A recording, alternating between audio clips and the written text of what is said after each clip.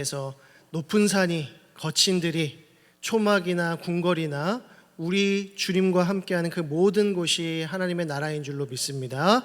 이러한 은혜가 저와 여러분 가운데 충만히 임하기를 간절히 소망합니다. 이 시간에는 본문의 말씀 가지고 짐을 서로 지라는 제목으로 말씀의 은혜를 나눕니다. 백지장도 맞들면 낫다라는 속담이 있습니다. 이 말인즉슨 아무리 가벼운 것이라도 두 사람이 나누어 들면 훨씬 가볍다라는 뜻입니다. 그런데 잘 생각해 보면 백지장도 맞들면 낫다라고 하지만 백지장 정도면 가위바위보 해서 진 사람이 혼자 들어도 되지 않겠습니까? 뭘 그렇게 가벼운 걸 굳이 나누어 들 필요까지 있겠습니까? 또 콩 한 쪽이라도 나누어 먹으라는 속담이 있습니다. 아니, 콩 한 쪽에 뭐 나누어 먹을 게 있다고 콩 한 쪽도 나누어 먹겠습니까? 그냥 가위바위보 해서 이긴 사람이 먹으면 그만일 것을요. 여러분, 왜 가볍고 또 가벼운 백지장도 나누어 드는 것이 낫다라고 하고 또 왜 간에 기별도 안 가는 콩 한 쪽이라도 나누는 것이 좋다라고 말하는 것일까요? 이러한 속담이 담고 있는 초점은 백지장의 어떤 무게나 콩 한쪽의 양에 있지 않습니다. 나누는 그 삶에 있는 것이죠. 곧 아무리 작고 사소한 것일지라도 나누고자 하는 마음이 중요하다라는 것입니다. 백지장 정도 누가 혼자 못 들겠습니까? 또 콩 한쪽 나누어 먹는다고 얼마나 배가 부르겠습니까? 그런데 아무리 가벼운 것일지라도 같이 들어주고자 하는 마음, 또 작은 것이라도 함께 나누고자 하는 그 마음이 서로의 관계를 더욱 돈독하게 해주고 끈끈하게 만들어주는 힘이 있다는 것입니다. 오늘 본문 1절을 보시게 되면 바울 사도는 사람이 만일 무슨 범죄한 일이 드러나거든 이라는 상황을 가정하면서 신령한 너희 곧 거룩한 교회 공동체의 성도들은 서로 어떻게 반응해야 하는가를 말씀해 줍니다. 그것은 온유한 심령으로 그러한 자를 바로잡아 주라는 말씀이죠. 이 말씀과 더불어 너도 시험에 들지 않도록 너 자신을 살피라는 것입니다. 너 자신을 살피라는 말씀은 지난 시간에 다루었기 때문에 오늘은 그러한 자를 바로잡으라라는 말씀의 의미를 한번 살펴보도록 하겠습니다. 먼저 바로잡으라라는 말의 의미가 무엇인가? 바울 사도가 여기서 가정하고 있는 범죄한 자는 어떤 죄를 지었는지 말해주고 있지 않습니다. 그러나 그 죄가 가벼운 것이든지 중한 것이든지 그것이 다른 사람들에게 드러나게 되었을 때 믿음의 성도들은 그러한 자를 바로잡아 주어야 할 의무가 있다라는 말씀을 하고 있습니다. 여기서 바로잡으라라고 하는 표현은 카타르티조라고 하는데 의학적 용어입니다. 곧 골절이 되거나 탈구된 뼈를 서로 이어 맞춘다라는 뜻입니다. 그래서 신약 성경 안에서 주로 회복되다라는 뜻으로 번역이 되었습니다. 우리는 어긋난 뼈를 다시 이어 맞추듯이 죄를 지은 형제 자매에 대하여 바로잡아 주어야 하고 본래의 건강한 상태로 회복시켜 주어야 하는 것입니다. 누가복음 10장을 보게 되면 착한 사마리아인의 비유가 등장합니다. 여기서 사마리아인은 강도 만난 자를 그냥 지나치지 않습니다. 오히려 그를 불쌍히 여겨서 그에게 가까이 다가가고 기름과 포도주를 그 상처에 붓고 싸매어 주며 그를 주막으로 데려가서 끝까지 돌보아 주었습니다. 바로 이것이 카타르티조라고 하는 것입니다. 건강한 상태로 회복할 수 있도록 끝까지 돌보아 주는 것, 이것이 바로 바로잡으라는 말씀의 의미인 것이죠. 바울 사도는 이렇게 범죄한 형제 자매를 바로 잡아주는 모습을 또 다른 비유로 제시해 주는데요. 그것은 바로 2절 말씀입니다. 너희가 짐을 서로 지라는 것이죠. 여기서 바울 사도가 말하는 짐은 바로스라고 하는 헬라어인데 이것은 혼자 들기에는 너무나도 버거운 짐을 가리킵니다. 너무나도 무거운 짐을 가리켜서 바로스라고 하죠. 그래서 대개 짐승에게 지우거나 종이나 품꾼들에게 맡겼습니다.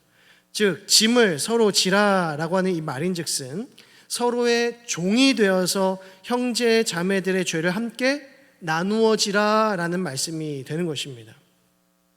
예수님께서 잡히시기 전날 밤에 제자들과 함께 마지막 만찬을 나누시는데요. 그런데 식사를 하기 직전까지 그 누구도 예수님께 발 씻을 물을 갖다 주지 않는 것입니다. 아무도 발 씻어줄 생각을 하지 않는 것이죠. 이에 주님께서는 몸소 허리에 수건을 두르시고는 제자들의 발 앞으로 가셔서 무릎을 꿇으시고 제자들의 발을 일일이 닦아주십니다. 그렇게 모든 제자들의 발을 닦아주신 후에 이렇게 말씀하시죠. 내가 주와 또는 선생이 되어 너희 발을 씻었으니 너희도 서로 발을 씻어주는 것이 옳으니라. 예수님께서 너희도 서로 발을 씻어주는 것이 옳으니라 라고 하신 것은 어떤 의미겠습니까? 서로의 종이 되어주라는 말씀입니다. 주님께서 제자들에게 서로의 종이 되라 하신 이유가 무엇일까요? 이 사건의 첫 구절은 이렇게 시작되고 있습니다. 요한복음 13장 1절에 유월절 전에 예수께서 자기가 세상을 떠나 아버지께로 돌아가실 때가 이른 줄 아시고 세상에 있는 자기 사람들을 사랑하시되 끝까지 사랑하시니라. 예수님께서 스스로 종이 되어서 제자들의 발을 씻겨 주신 것은 주님께서 그들을 사랑하시되 끝까지 사랑하셨기 때문입니다. 여기서 끝까지 사랑하셨다는 것은 시간적인 의미뿐만이 아니라 정도의 의미로서 스스로 서로의 종이 되기까지 사랑해 주어야 한다는 뜻입니다. 진정한 부모는 자식들을 사랑하되 끝까지 사랑합니다. 그래서 스스로 종이 되기까지 섬겨줍니다. 옛날 종이 하던 그 일들을 스스로 자원하여 자기 자녀들에게 행한다는 것이죠. 자녀들을 씻겨주고 옷 입혀주고 먹을 것을 공급해줍니다. 또 자녀들의 방을 청소해주고 그들이 입던 겉옷이며 속옷이며 할 것 없이 그들의 더러운 모든 것들을 깨끗이 씻어주고 청소해줍니다. 그들의 경호원이 되어주어서 학교까지 바래다주고 또 데리고 옵니다. 또 자식이 아프면 약을 먹이고 싸매고 발라주고 돌봐줍니다. 자식이 그 어머니의 뱃속에서 태어나면서부터 20살 성인이 되고 장가가고 시집갈 때까지 부모는 그저 종이 되어서 섬기는 것이죠. 그런데 이 일을 누가 시켜서 합니까? 어떤 합당한 보수가 주어지기 때문에 하는 것입니까? 경력이 되고 이력이 되기 때문에 합니까? 그렇지 않습니다. 그 누구도 알아주는 이 없다고 할지라도, 심지어 자식까지도 그 노고를 알아주지 않는다고 할지라도 부모는 자원하여서 섬긴다는 것입니다. 왜 그렇습니까? 사랑하되 끝까지 사랑하기 때문입니다. 종이 되어 섬기는 것이 바로 사랑의 절정, 사랑의 끝이 되는 것입니다. 범죄한 형제 자매를 바로잡아 주라라고 하는 이 의무는 결국 그들의 종이 되어서 그들의 죄의 짐을 나누어지라는 의미가 되는 것이죠. 그래서 바울 사도는 범죄한 자를 바로잡아 주되 온유한 심령으로 하라고 권면합니다. 왜냐하면 온유한 심령이야말로 종들에게 꼭 필요한 성품이기 때문입니다. 온유함이 무엇일까요? 우리말 온유함으로 번역된 이 헬라어 단어는 플라에이스입니다. 이전에도 한번 소개해드린 바 있는데 이 플라에이스라고 하는 단어는 주인이 야생마를 길들이거나 훈련시킨다라는 의미에서 온 것이죠. 그 외에 성경에서 등장하는 온유함의 특징들을 종합해보면 온유함이라고 하는 것은 그 주인에게 잘 길들여진 온순하고 온화한 성품임을 알 수 있습니다. 이는 종에게도 그대로 적용됩니다. 종은 그 주인으로 말미암아 그 성품이 온순하고 온화하며 겸손하게 다듬어지게 되는데 이것이 바로 온유함이라고 하는 것이죠. 그리고 이 온유함의 성품은 그 누구보다 우리를 끝까지 사랑해 주신 예수 그리스도께로부터 찾을 수 있습니다. 마태복음 11장 28절과 29절은 뭐라고 말씀합니까? 수고하고 무거운 짐진 자들아 다 내게로 오라. 내가 너희를 쉬게 하리라. 나는 마음이 온유하고 겸손하니 나의 멍에를 메고 내게 배우라. 그리하면 너희 마음이 쉼을 얻으리니 라고 합니다. 예수님께서는 무거운 짐진 자들에게 다 내게로 오라 라고 권하십니다. 왜냐하면 예수님께서는 온유하시고 겸손하시기 때문에 그 모든 무거운 짐들을 다 대신 짊어지실 수 있다는 것이죠. 그리고 그 진정한 마음의 쉼과 평안을 주시겠다 약속해 주고 계십니다. 예수님은 하나님의 마음을 아셨습니다. 그리고 온유하시고 겸손하셨기 때문에 죄인들을 위하여 그 모든 무거운 짐들을 다 짊어지시고 어디로 올라가십니까? 골고다 언덕으로 오르시는 것입니다. 그리스도는 하나님의 진정한 종이 되셨을 뿐만 아니라 우리의 종이 되셔서 이 모든 무거운 짐을 대신 짊어지셨다는 것이죠. 여러분, 우리는 범죄한 형제 자매들을 바로 잡아 주어야 합니다. 곧 그들이 본래 건강했던 상태대로 되돌려 주어야 하는 것이죠. 그런데 그들을 온전하게 바로 잡아 주기 위해서는 반드시 우리에게 온유한 심령이 요구되어집니다. 겸손해야 한다는 것입니다. 온유함과 겸손함이 없이는 형제 자매들을 건강하게 되돌려 줄 수가 없습니다. 범죄한 형제 자매들 뿐입니까? 우리의 자녀들을 훈계하고 바로 잡아 주어야 될 때에도 우리 믿는 부모들에게 필요한 것은 무엇입니까? 힘이나 권위가 아니라 온유함과 겸손함이라는 것입니다. 이 말인즉슨 나도 부족하고 연약하지만 우리 모두가 그리스도의 의와 거룩하심을 따라가기 위하여 우리가 함께 그 지은 죄에 대하여 통회하고 자복하며 하나님 앞에 전심으로 회개하며 돌이키기로 작정해야 한다는 것입니다. 그러니 범죄한 자를 바로 잡아주는 동시에 자기 자신까지 부단히 살피는 자세가 요구되는 것입니다. 범죄한 형제, 자매, 그리고 우리의 자녀들을 올바른 길로 잡아준다라고 하는 것은 그들을 정죄하고 책망하는 데 목적이 있는 것이 아니라 그 죄의 심각성을 깨닫고 진실하게 회개하며 우리의 시선을 하나님께로 돌이키는 데 목적이 있다는 것입니다. 그래서 3절 말씀에 만일 누가 아무것도 되지 못하고 된 줄로 생각하면 스스로 속임이라 라고 한 것입니다. 즉 그리 대단한 사람이 아니면서도 스스로 대단하다고 여기는 사람, 거룩한 사람이나 된 것처럼 생각한다면 그것은 명백한 자기 기만, 자기 교만이라고 하는 것입니다. 우리는 그 누구도 죄로부터 자유할 수 없기 때문입니다. 아직 드러나지 않았을 뿐이죠.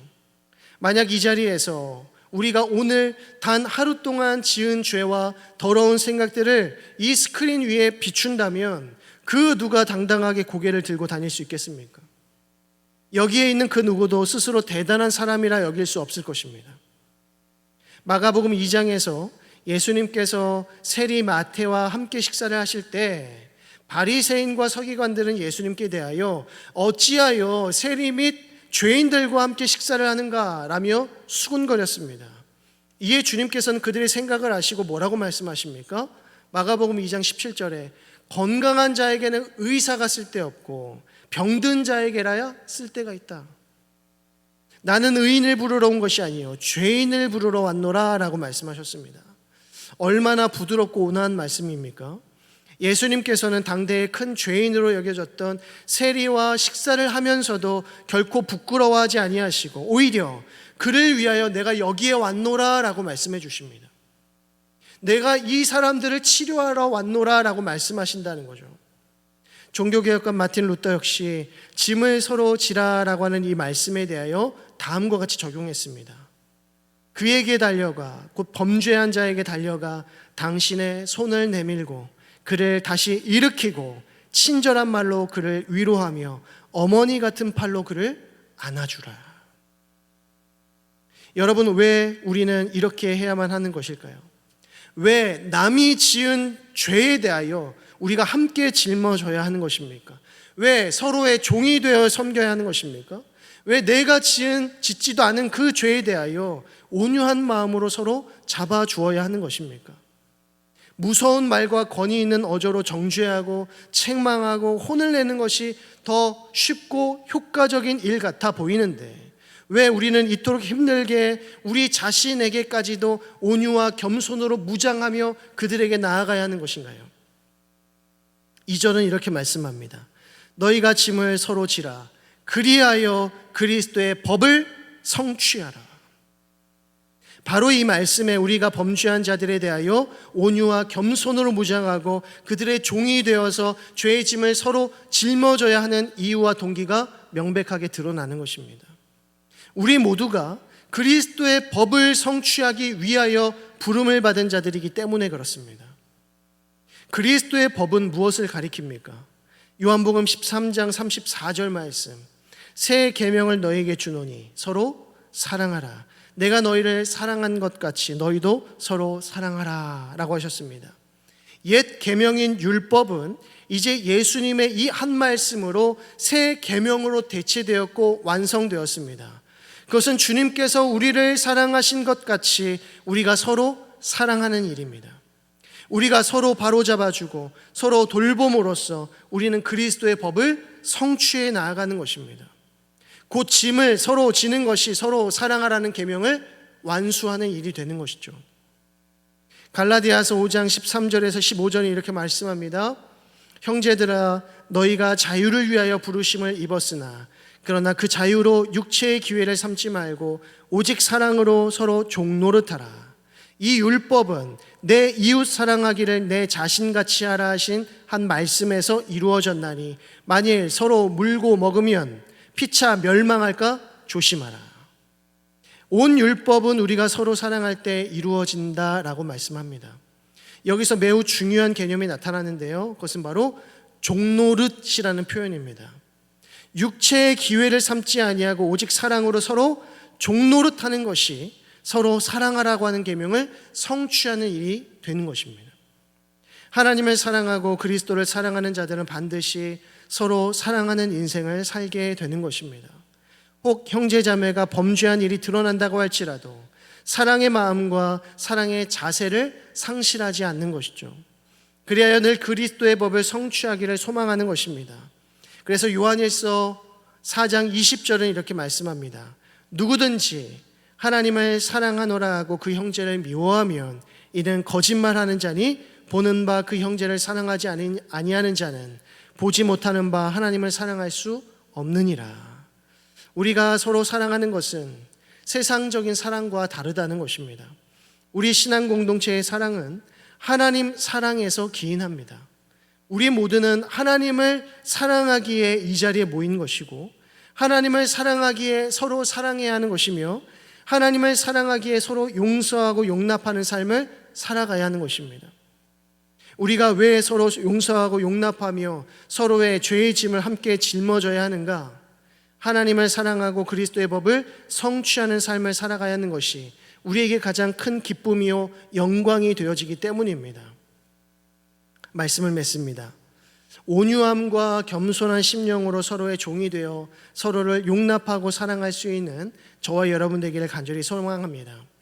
우리 그리스도인들에게 있어서 서로의 종이 된다는 것은 세상 사람들이 느끼는 것과 같은 그런 비참하거나 자존심 상하는 일이 아닙니다. 세상이 생각하는 종은 어쩔 수 없이 자신의 태생과 형편 때문에 억지로 종이 되는 것이기에 매우 비참한 일이고 극히 자존심 상하는 일이 될 수 있지만 우리 그리스도인들은 그렇지 않다는 것입니다. 우리는 도리어 그리스도의 종이 되고 서로의 종이 되었다는 것을 기쁨으로 여기고 자랑으로 여기고 영광으로 여긴다는 것입니다. 왜냐하면 이러한 삶이야말로 하나님께서 걸어가신 그 참된 십자가의 길이고 예수님께서 십자가에서 이루신 그리스도의 법이기 때문입니다. 서로의 종이 되어 서로의 짐을 함께 짊어짐으로써 그리스도의 법을 온전히 성취하는 저와 여러분 되기를 소망합니다. 이 그리스도의 법을 성취함으로 하나님의 나라의 현재를 살아가는 저와 여러분 되기를 주님의 이름으로 간절히 축원드립니다. 기도하겠습니다. 하나님 아버지 은혜와 사랑을 감사드립니다. 이 오후의 시간에도 저희들 하나님을 예배할 수 있도록 인도하여 주시고 하나님의 귀한 말씀으로 덧입혀 주심에 감사드립니다. 하나님이 주신 이 말씀과 같이 우리가 그리스도의 종이요 서로의 종이 되었다는 사실을 기쁨으로 여기고 자랑으로 여기며 영광으로 삼을 수 있도록 인도하여 주옵소서. 그리하여 이러한 삶을 통하여 예수님의 그 발자취를 따라가게 하시고 우리의 십자가를 지고 서로 사랑할 수 있는 아름다운 공동체 되어질 수 있도록 인도하여 주옵소서. 새롭게 시작되는 이 한 주 가운데에서도 오직 말씀과 기도로 승리할 수 있도록 인도하시고 서로를 위해서 기도하며 사랑을 보이며 또 헌신할 수 있는 우리 모든 성도들 다 되어질 수 있도록 역사하여 주옵소서. 감사와 찬양을 올려드리오며 예수 그리스도의 이름으로 기도드립니다. 아멘.